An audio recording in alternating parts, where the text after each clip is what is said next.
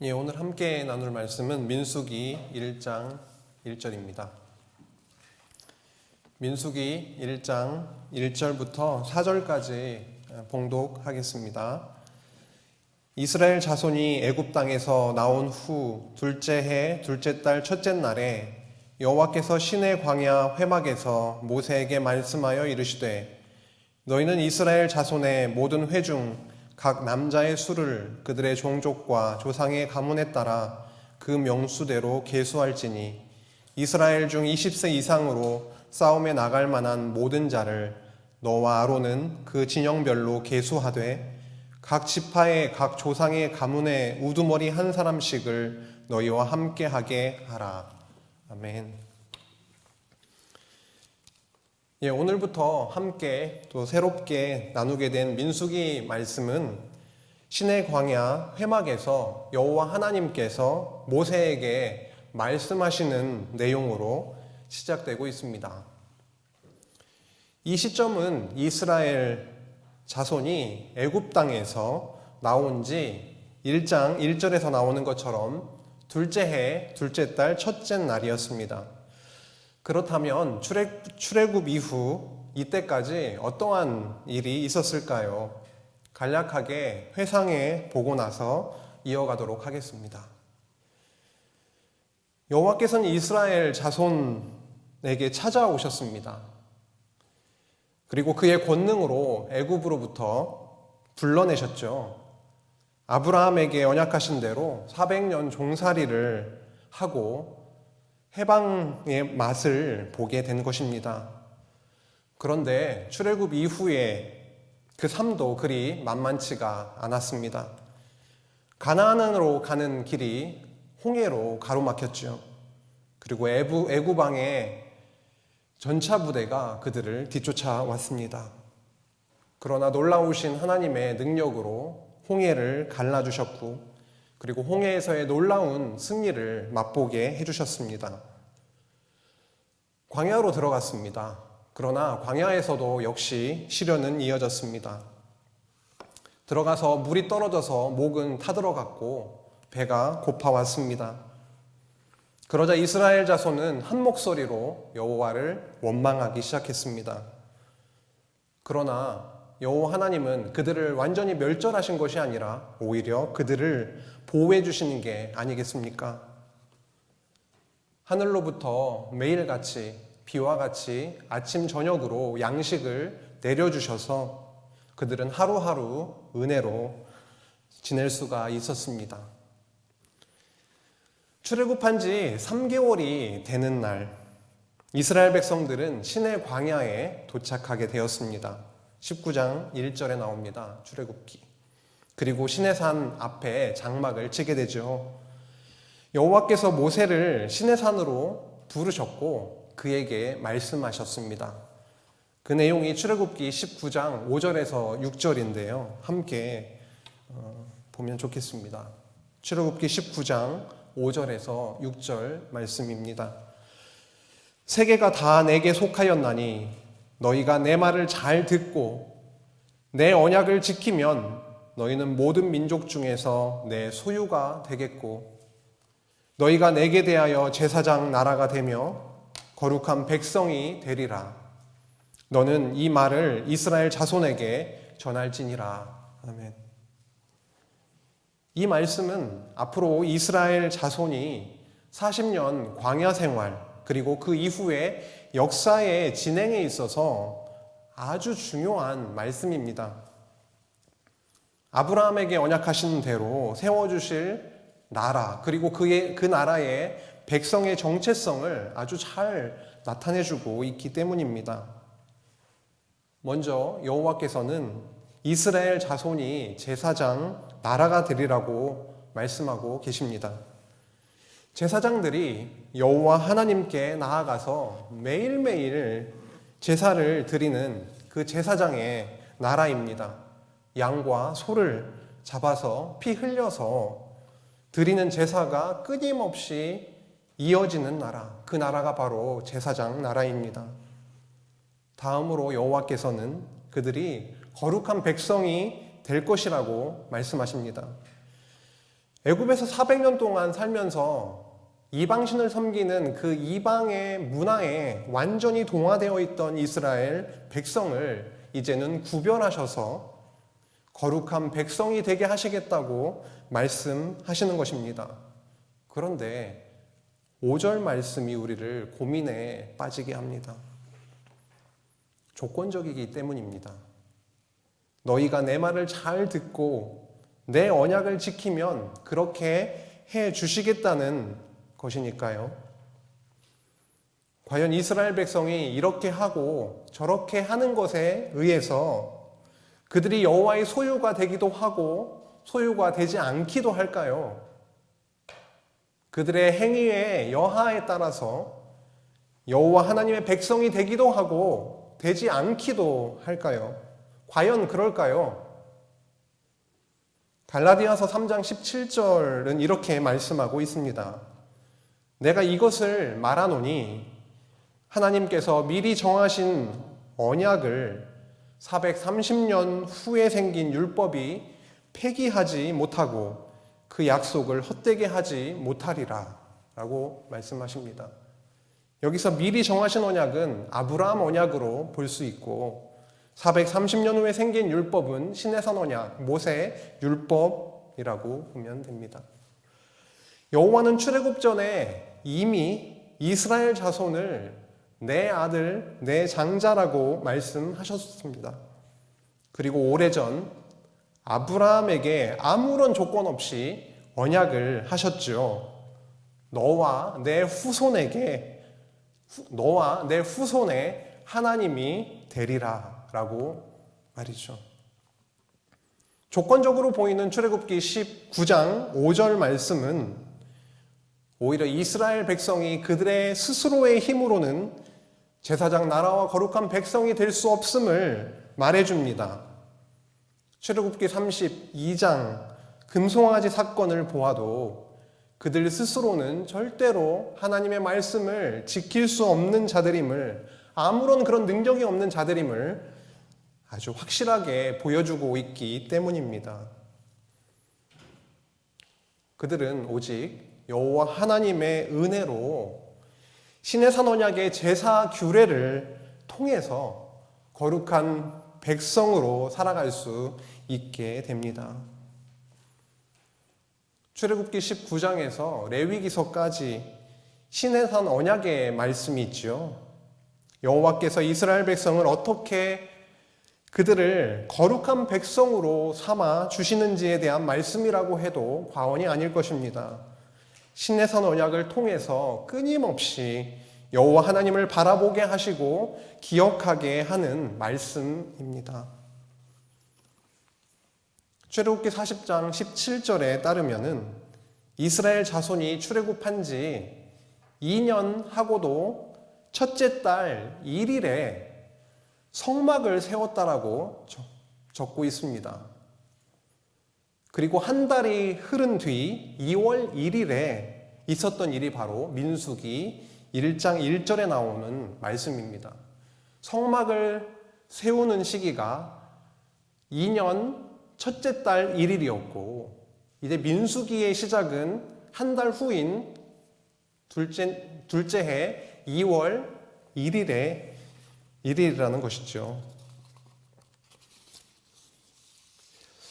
일반적으로 민수기 내용을 얘기할 때 그 이름을 보고 그 이름에서 나타나고 있듯이 백성의 수를 헤아리는 그런 이야기라고 말하기도 합니다. 그러나 백성의 수를 세는 이야기라는 그 민수기 세는 이야기다라고 할 때는 그 민수기의 내용을 전체적으로 다 이렇게 감싸지 못합니다.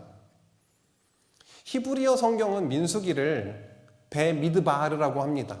배는 뭐뭐에서, 미드바르라고 하는 것은 광야라고 하는 겁니다. 광야에서라고 하는 제목을 달고 있습니다. 히브리어 성경은요. 민수기 1장 1절에 나오는 단어, 그 배 미드바르라고 하는 것을 그 이름으로 따왔습니다.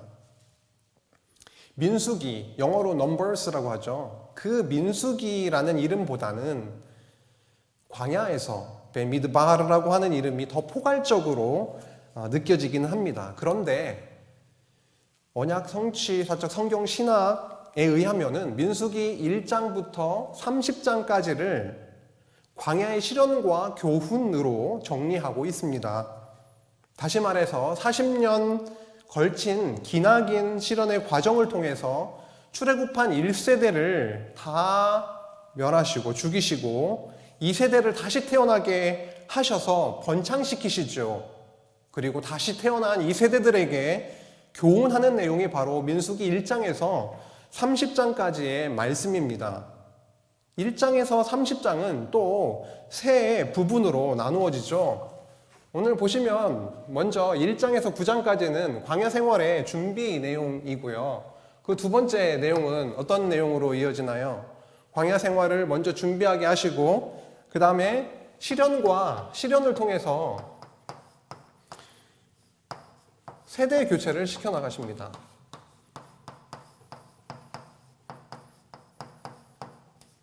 10장에서 25장까지입니다. 그 다음 세 번째는 준비 과정을 통해서 세대 교체를 시키시고 그 세대 교체된 제2세대들에게 교훈하는 내용입니다. 교체된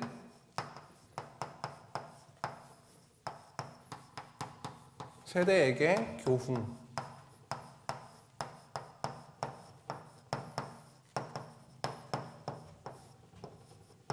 (26장부터) (30장까지입니다)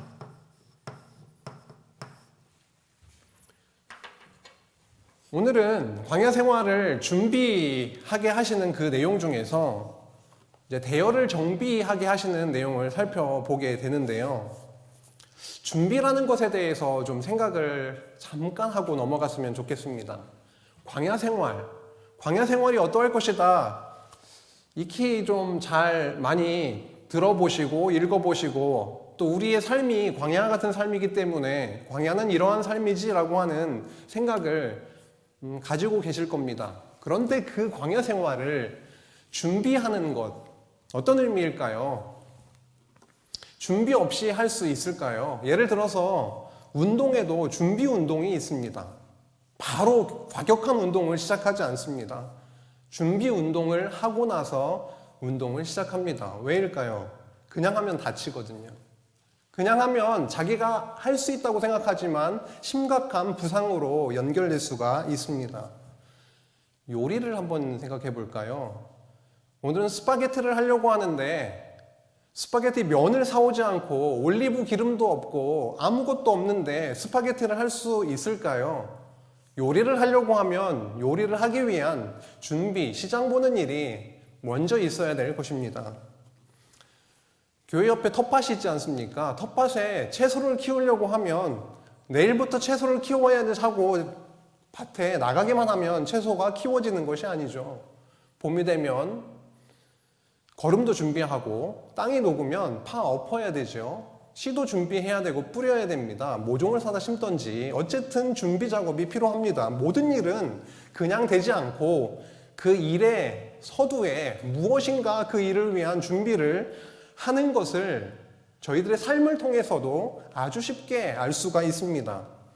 너무도 치밀하신 우리 하나님께서 광야 생활을 시작하기에 앞서서 아무런 준비 없이 시작하게 하시는 것이 아니라 당신의 백성으로 하여금 40년 광야 생활을 시작하기에 앞서서 준비 과정을 먼저 두십니다. 그 준비에 구체적인 내용으로 들어가면 대열을 정비하게 하시는 것이죠. 오늘은 지파별로 그 수를 헤아리라고 하는 그 계수의 부분과 실제로 어떻게 그 어디에 진을 치고 언제 움직일 때 어느 위치에 있어야 되는지에 대해서 구체적으로 말씀하시는 내용을 살펴보려고 합니다. 먼저 1장으로 한번 들어가 보겠습니다. 1장 1절에서 19절까지의 말씀을 보면은 시내 광야에서 그 회막에서 모세와 아론에게 여호와 하나님께서 회중 중에 남자의 수를 계수하라, 헤아리라고 명령을 하시는 말씀이 나오고 있습니다. 1장 1절입니다. 4절까지는 아까 봉독 같이 했죠. 5절부터 16절까지는 그 계수할 우두머리들을 세우는 내용들이 나오고 있습니다. 5절부터 16절까지 각 지파의 우두머리를 소개하고 있고요. 17절 함께 보시겠습니다. 모세와 아론이 지명된 이 사람들, 각 지파의 우두머리겠지요. 이 사람들을 데리고 둘째 달 첫째 날에 온 회중을 모으니 그들이 각 종족과 조상의 가문에 따라 20세 이상인 남자의 이름을 자기 계통별로 신고하며 여호와께서 모세에게 명령하신 대로 그가 시내 광야에서 그들을 계수하였더라.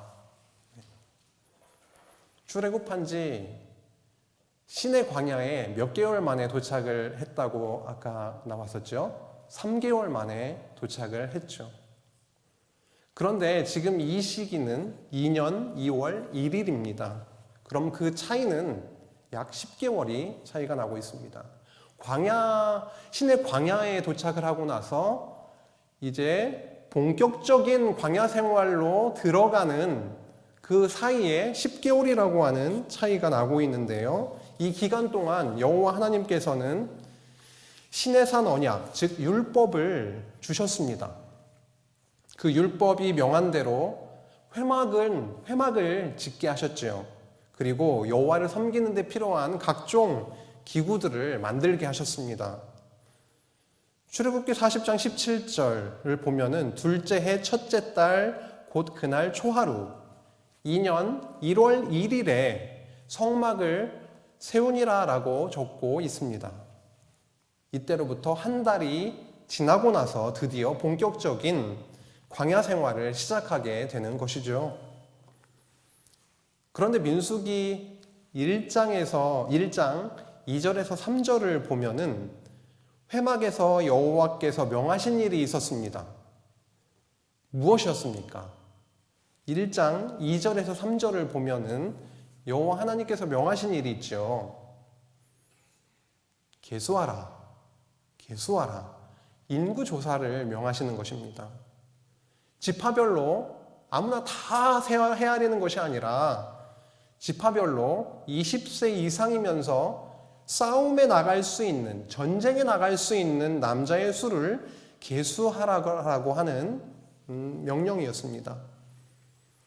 각 지파별로 우두머리를 세워서 진행했죠. 그런데 인구 조사의 목적을 보여주는 표현이 나오네요. 20세 이상으로 싸움에 나갈 수 있는 그 모든 자를 조사하라라고 하는 거 보면은 그 인구 계수, 그 인구 조사의 목적이 바로 전쟁과 관련이 있음을 알 수가 있습니다. 이를 통해 알 수 있듯이 이스라엘 자손은 여호와 하나님의 군대인 것입니다. 많이 생소하죠. 여호와 하나님의 군대다라고 하는 게 생소할 수 있는데 이미 출애굽기 7장 4절에서 본 바가 있습니다. 이 내용을 7장 4절에서 뭐라고 하고 있냐면 바로가 너희의 말을 듣지 아니할 터인즉 내가 내 손을 애굽에 뻗쳐서 여러 큰 심판을 내리고 여호와 하나님의 말씀입니다. 내 군대 내 백성 이스라엘 자손을 그 땅에서 인도하여 낼지라. 내 백성 내 군대 내 백성을 인도하여 낸다라고 말씀하고 있습니다. 이 출애굽기 7장 4절을 읽을 때에 군대라고 했을 때는 조금 이해가 잘 안 갈 수 있지만 민수기로 넘어오면 틀림없이 전쟁의 맥락에서 인구를 계수하게 하시는 것을 볼 수가 있습니다. 내 군대를 삼으시는 것이죠. 이미 여호와께서는 이스라엘 자손을 내 군대, 내 백성이라고 하셨습니다. 여호와께서는 이스라엘 자손에게 찾아오셔서 내 장자, 내 아들이라고 하시며 언약하신 하나님의 나라의 백성으로 삼으시고 번창시켜 주셨죠. 그리고 이제는 그들이 여호와의 군대로서 약속하신 가나안 땅을 향해서 진군하게 되는 것입니다. 이 군대는 특별한 군대입니다. 여호와 하나님께서 이끄시는 군대이지요. 사도행전 7장 38절에 보니까 이 군대를 뭐라고 하고 있냐면 광야의 교회, 광야교회라고 말씀하고 있습니다.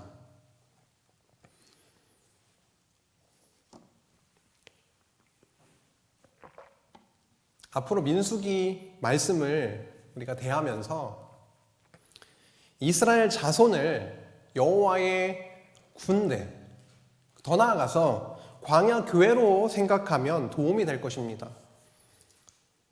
이 광야교회는 훗날 그리스도를 통해서 지상의 하나님의 나라인 신약교회로 성취되기 때문입니다. 지금부터 그러면 광야교회 성도들의 지파별 계수 결과를 한번 살펴보겠습니다. 20절에서 46절까지 굉장히 긴 내용이 흘러가고 있습니다. 이 내용을 하나하나 다 읽기보다는 간단하게 명수를 확인하고 눈으로 확인하면서 지나가도록 하겠습니다. 20절에서 21절까지는 루벤 지파 46,500명, 22절에서 23절까지는 시므온 지파 59,300명, 24에서 25절까지는 갓 지파 45,650명, 26절에서 27절까지는 유다 지파 74,600명, 28절에서 29절까지는 이사갈 지파 54,400명, 30절에서 31절 스불론 지파 57,400명, 32절에서 33절까지 에브라임 지파 45,500명, 34절에서 35절 므낫세 지파 32,200명, 36절에서 37절 베냐민 지파 35,400명, 38절에서 39절 단 지파 62,700명, 40절에서 41절 아셀 지파 41,500명, 42절에서 43절 납달리 지파 53,400명입니다. 왜 이걸 다 그냥 지나가도 될 것 같은데 다 우리가 읽을 이유가 있을까요? 일단 44절 더 이어서 보겠습니다. 이 계수함을 받은 자는 모세와 아론과 각기 이스라엘 조상의 가문을 대표한 12지휘관이 계수하였더라. 직접 그 지휘관들이, 우두머리들이 계수한 숫자입니다. 이같이 이스라엘 자손이 그 조상의 가문을 따라 20세 이상으로 싸움에 나갈 만한 이스라엘 자손이 다 계수되었으니 계수된 자의 총계는 60만 3,550명이었더라. 앞서 1장 2절에서 3절에서 확인했듯이 인구조사는 모든 사람의 숫자를 헤아린 게 아니었습니다. 20세 이상으로 싸움에 나갈 수 있는 남자들을 대상으로 하였습니다. 지파별로 계수한 수를 다 헤아렸더니 60만 3,550명이었지요. 장정만, 전쟁할 만한 장정만 60만 3,550명이었기 때문에 보수적으로 접근하더라도 부녀와 아이들까지 합하면은 좋기 200만 명은 넘었을 거다라는 곳을 합니다. 야곱의 가족 70명이 애굽으로 내려갔었는데 아브라함에게 언약하신 대로 아주 큰 민족을 이루게 하셨습니다. 창세기 12장 2절에 보면 큰 민족을 이루게 하겠다, 이루어 주겠다라고 언약을 하셨었죠. 우리 여호와 하나님은 이렇게 한번 툭 던지시면, 말씀을 언약을 하시면은 그걸 잊지 아니하시고 결국은 이루어내시는 신실하신 분이십니다. 그리고 지파별로 계수된 결과를 보니까 유다 지파의 수가 가장 많습니다. 74,600명으로 가장 많았습니다. 나중에 광야 생활을 다 마치고 나서 헤아릴 때도 유다 지파가 가장 많은 수를 차지하고 있습니다. 이러한 결과도 창세기 49장 8절의 성취입니다. 야곱이 죽기 전에 이렇게 예언했었지요. 창세기 49장 8절을 읽겠습니다. 유다야, 너는 내 형제의 찬송이 될지라. 내 손이 내 원수의 목을 잡을 것이요 내 아버지의 아들들이 내 앞에 절하리로다. 유다 지파는 광야에서 행진할 때도 가장 선두에 서게 되었고요. 이제 가나안 땅에 가서 정복을 할 때에도 유다 지파가 선봉에 서게 됩니다. 창세기 49장 10절 말씀과 같이 유다 지파에서 이스라엘을 다스리는 왕이 나오게 될 것이고, 더 흐르면 참 왕, 진짜 하나님의 나라의 왕으로 예수 그리스도께서 나실 것입니다. 그런데 계수에서 제외되는 사람들이 있습니다. 바로 레위인들인데요. 왜 그렇게 하셨을까요? 47절에서 54절에 레위인들은 계수에서 제외하라는 말씀을 하고 계시는데요.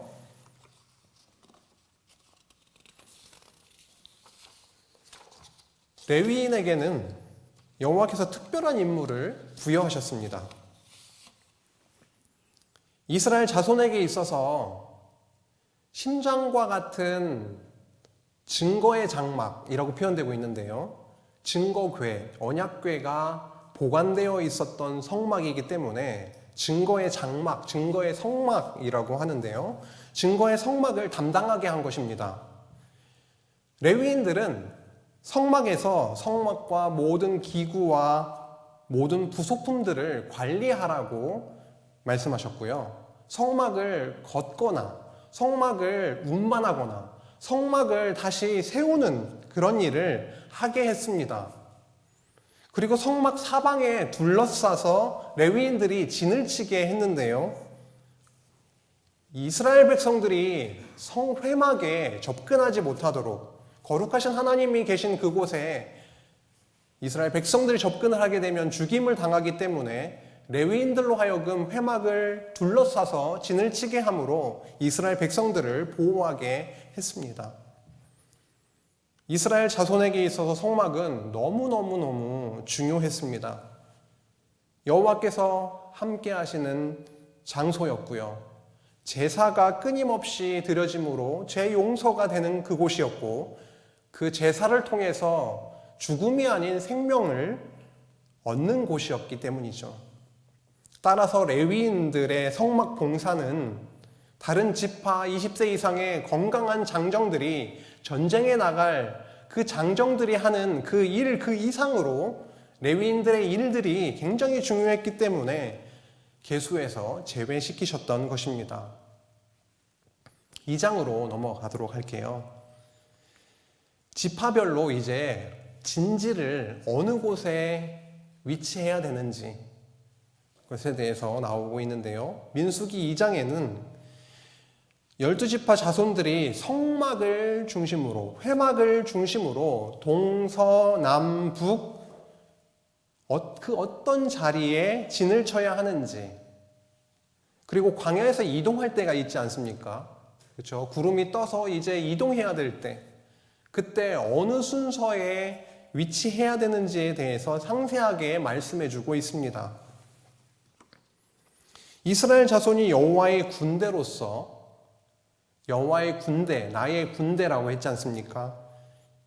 그들이 여호와의 군대로서 앞으로 광야 생활을 해나가고, 광야 생활을 마치고 약속하신 가나안 땅을 정복하기 위해서 대열을 정비하게 하시는 겁니다.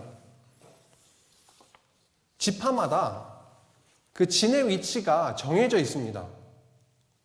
행진할 때도 순서가 있습니다. 한번 확인해 보실까요? 그 내용을 한번 쭉 보시면은 나오고 있는데요. 간단하게라도 한번 그리고 지나가야 될 것 같습니다. 일단 가운데에는 회막이 위치하죠.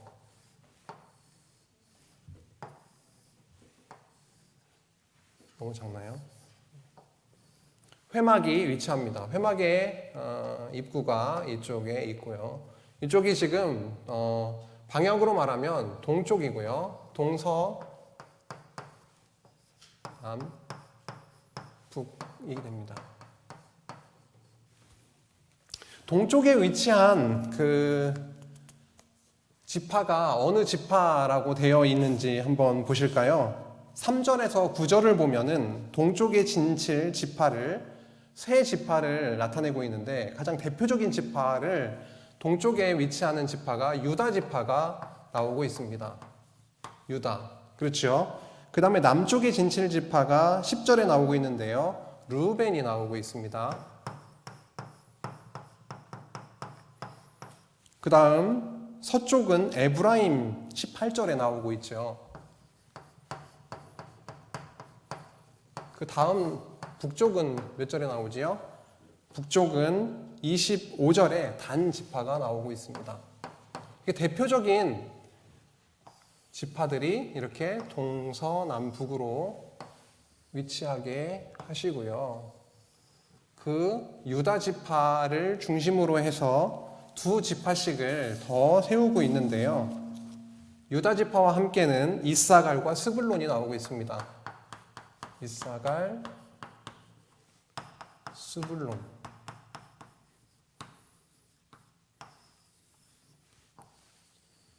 그리고 남쪽에는요, 갓과 시므온이 나오고 있습니다. 갓, 시므온. 그리고 서쪽에는 베냐민과 므낫세가 나오고 있습니다. 베냐민, 므낫세. 그리고 북쪽에는 아셀과 납달리가 나오고 있습니다.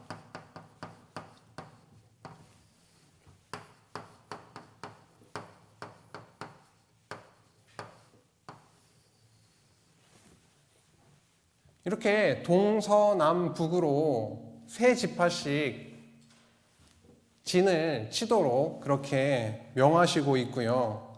그 다음에 이 유다 지파를 제1대라고 나오고 있죠. 제1대. 그 다음에 나오는 게 제2대. 그 다음에 여기가 제3대. 아셀, 단, 납달리가 제4대라고 나오고 있습니다. 이게 진행 순서입니다. 지금 이거는 회막을 중심으로 해서 어느 위치에 자리를 잡아야 되는지에 대한 것이라면 이제 제1대, 2대, 3대, 4대라고 하는 것은 행진할 때의 순서입니다. 가장 앞에 유다를 중심으로 해서 이사갈과 스불론이 앞서 나가고 그 다음 루벤, 그 다음 에브라임, 그 다음 단이 나가고 있는데 그 사이의 중심에 회막이 있게 되는 것입니다. 진을 칠 때에도 그 가운데에 회막이 있고요. 그 다음에 제1대, 2대, 3대, 4대로 행진할 때도 그 중앙에 회막이 위치하고 있습니다.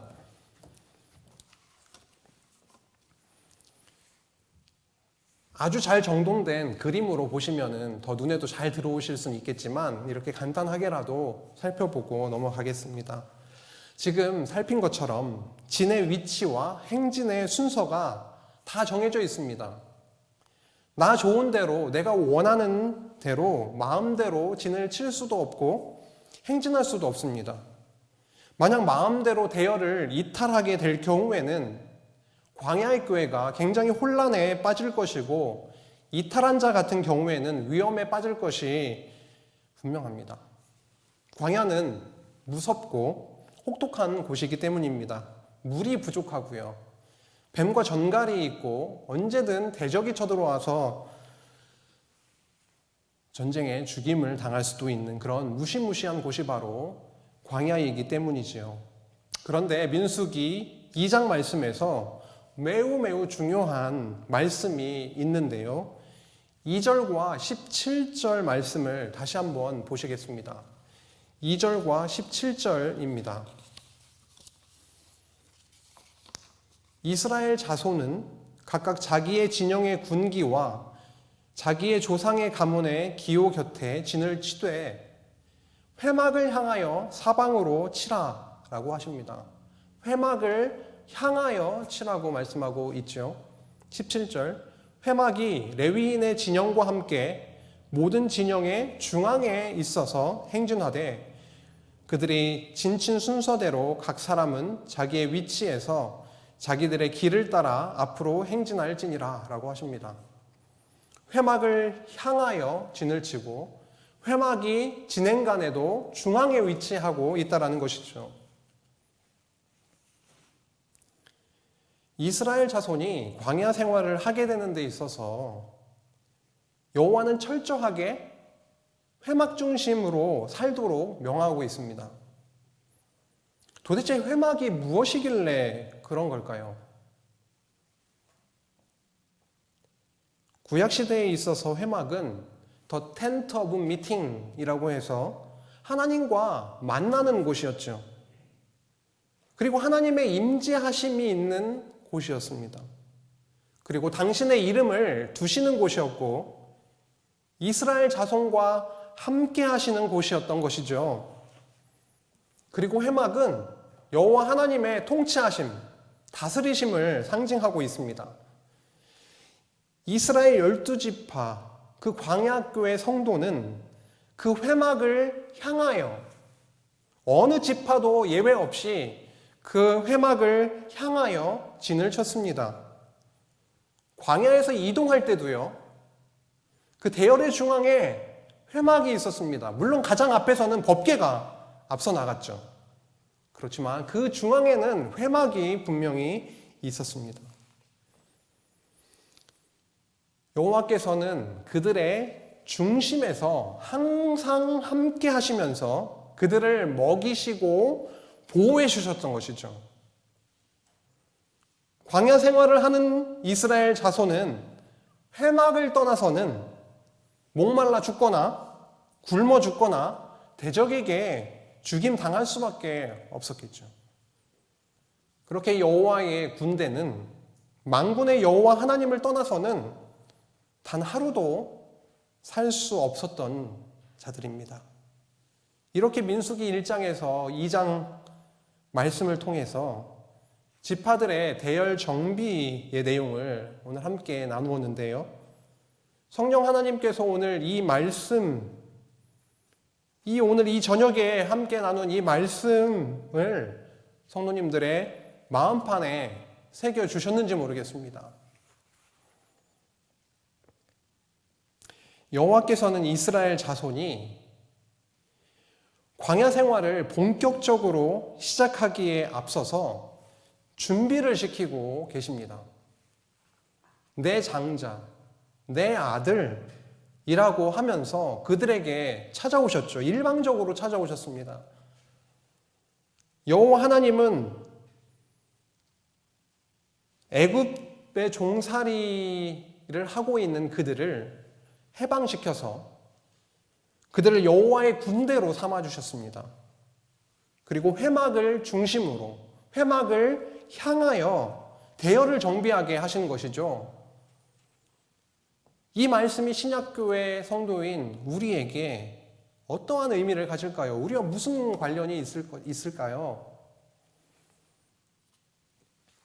이스라엘 자손처럼 우리 성도 역시도 광야와 같은 인생의 길을 하루하루 한 걸음 한 걸음 내딛고 나아가고 있습니다.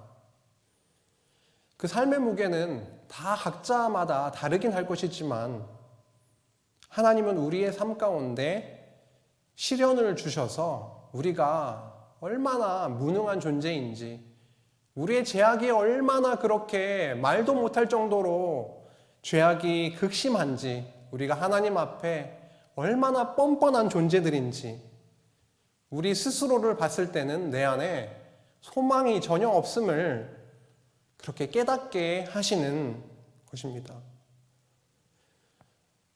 그런 상황이 다 파악이 되면 저희들의 할 일은 딱 하나더라고요. 더 채워달라고 하나님께 소리 지르는 것이 아니라 고개를 하늘을 향해서 여호와 하나님을 바라보면서 예수 그리스도를 바라보면서 기도하게 하시더라고요. 그 과정은 우리를 괴롭히는데 즐거움을 느끼시는 하나님, 그런 하나님이 아니시라 우리에게 시련의 과정을 순간순간 종종 가끔 왔으면 좋겠는데 자주 우리에게 그런 시련의 과정을 주시는 것은 우리의 잘못된 시선의 방향을 여호와 하나님께로, 예수 그리스도께로 맞추도록 하시는 그런 과정입니다. 여호와께서 구약의 이스라엘 12지파 성도들이 회막을 향하여, 다른 곳이 아니라 여호와 하나님께서 계시는, 당신의 이름을 두시고 함께하고 계시는 그 회막을 향하여 진을 치게 하신 말씀은 우리 성도들이 참 성전이신 그리스도를 향하지 않고서는 살 수 없는 자라는 말씀으로 우리에게 다시 들려옵니다. 성도님들 인생에서 어떠한 것이 가장 두려우십니까? 죽음? 죽음도 두렵긴 하죠. 경제적인 어려움 두렵습니다. 코로나19에 감염되는 거 정말 두렵죠. 이제는 변이 바이러스를 뛰어넘어서 이제 인도발 더 무서운 바이러스가 발견됐다라고 합니다. 무엇이 가장 두려우십니까? 저는 오늘 말씀을 함께 성도님들과 나누기 위해서 말씀을 보면서 무엇이 그렇게 인생에서 무서울까? 나의 삶에 있어서 무엇이 그렇게 가장 두렵고 떨리는 일일까라고 생각을 하다가 그리스도와의 관계 단절만큼 그렇게 무서운 게 없는 거구나라고 하는 것을 깨닫게 되었습니다. 돈이 있어도, 건강이 있어도, 잘 먹고 잘 편안하게 살아도 그리스도와의 관계가 단절되면 그것보다 무서운 시간이 없구나라고 하는 것을 깨닫게 되었습니다. 예수님보다 혹시 더 좋거나 더 소중하고 그렇게 느껴지시는 것이 혹시 있으십니까? 정말 그것이 있다면 정말 무서운 일입니다. 저희들 요즘 삶을 좀 돌아보면 유튜브를 하나님보다 더 사랑하는 때도 있는 것 같습니다. 여호와 하나님을 알아가는데 시간과 마음과 우리의 정성을 쏟기보다는 혹하는 그 제목을 보고 누르게 됩니다. 많은 시간을 허비하게 되기도 하고요. 우리의 마음을 빼앗기기도 하고요. 그거를 보고 우리의 탐욕을 더 막 불붙이기도 합니다. 여호와 하나님을 바라보지 못하고 예수 그리스도와의 관계가 소원해지는 그 일이야말로 너무도 우리의 삶에서 무서운 일이 아닐 수가 없습니다. 오늘 대열정비 얘기를 하다가 왜 여기까지 오게 되었을까요? 우리는 그리스도의 몸된 교회의 지체이기 때문에 그리스도의 지체임을, 우리가 그리스도의 지체임을 알고 그 몸된 그리스도의 몸에, 그 교회에 붙어 있게 될 때 가장 안전하고 가장 평안합니다. 우리 성도에게 있어서 대열정비라고 하는 것은 굉장히 거창한 것이 아니죠. 우리의 왕이 내가 아님을 깨닫고 우리의 머리가, 우리 교회의 머리가 목사님도 장로님도 권사님도 아니라 예수 그리스도임을 깨닫고 그분 안에 머물게 된, 그분의 지체로 살게 되는 것, 그것이 바로 대열 정비 아닐까 합니다. 그리스도 안에서, 왕 되신 그리스도 안에서 그의 지체로 나의 자리를 정확하게 알고 그 자리에서 그 왕의 통치를 받으면서 그 나라를 누리는 것이야말로, 그것이야말로 제대로 된 대열 정비가 아닐까요? 에베소서 1장 22절에서 23절 말씀을 함께 보고 오늘 말씀을 마칠까 합니다. 에베소서 1장 22절에서 23절, 또 만물을 그의 발 아래에 복종하게 하시고 그를 만물의 위에 교회의 머리로 삼으셨느니라. 교회는 그의 몸이니 만물 안에서 만물을 충만하게 하시는 이의 충만함이니라. 예수 그리스도가 우리의 왕이신데요, 그 왕은 허접한 왕이 아니십니다. 만물, 그 모든 만물이 그분의 발 앞에 복종케 되는 겁니다. 그리고 그 만물 위에 교회를 세우셨는데 그 교회의 머리가 바로, 통치자가, 왕이 바로 그리스도다라고 하는 것이죠. 근데 놀랍게도 우리는 그 교회에 만물 위에 너무도 풍성하고 충만한 그 교회에 지체로 부름을 받았다라고 하는 것이죠. 우리를 아무런 조건 없이 아브라함에게 찾아오셔서 너와 내 후손에 하나님이 되어주겠다. 아무런 조건 없이 내 아들이라고 하셨고, 아무런 조건 없이 그의 군대로 삼아주셔서 우리로 광야를, 저 가나안 땅을 향해서 한 걸음 한 걸음 하나님을 의지하고 나아가게 하시는 하나님의 군대로 삼아주셨다라고 하는 것, 너무 감사하지 않습니까? 남은 한 주 며칠간 있는데요. 그 며칠간이라도 우리의 머리 대신, 우리의 왕이신 그 그리스도를, 그 만물보다도 충만하시고 그것들을 다 다스리시고 만물을 충만하게 하시는 그 예수 그리스도, 그분을 향하는 대열 정비 가운데 저희 참 평강을, 참 안식을 누리게 되길 간절히 소망합니다. 같이 기도하시겠습니다. 하나님 아버지, 두렵고 떨리는 광야 생활을 이제 시작하게 되는 시점에 여호와 하나님께서 대열 정비를 하게 하심을 봅니다. 전쟁을 위해서 무기를 만드는 것이 급한 게 아니라 여호와 하나님이 거하시는 그 회막을 향해서 진을 구축하게 하시고, 전쟁에 나갈 때도 이동할 때도 회막이 그 중앙에서 포진하면서 여호와 하나님의 살아계심과 함께하심을, 그리고 가나안 땅까지 가는 그 모든 과정과 땅을 차지하는 것까지도 여호와 하나님께서 하신다라고 하는 은혜를 보여주시는 그 말씀을 저희들 읽게 하시니 감사합니다. 광야를 살아가고 있는 저희들, 여호와 하나님을 향하기보다, 예수 그리스도를 향하기보다 그 이외의 것들에 눈이 돌아가는 경우들이 너무도 많이 있는데, 우리의 모든 것 되시고 우리의 왕 되시고 만물보다 더 그 위에 있고 그 교회의 머리이신 예수 그리스도, 그 한 분만으로 우리 만족하게 하시고 그분의 나라를 너무도 누리며 그분의 영광을 찬송하며 살아가는 주님의 귀한 자녀로 저희들 남은 한 주도 인도해 주시기를 간절히 바라오며 예수님의 이름으로 기도했습니다. 아멘.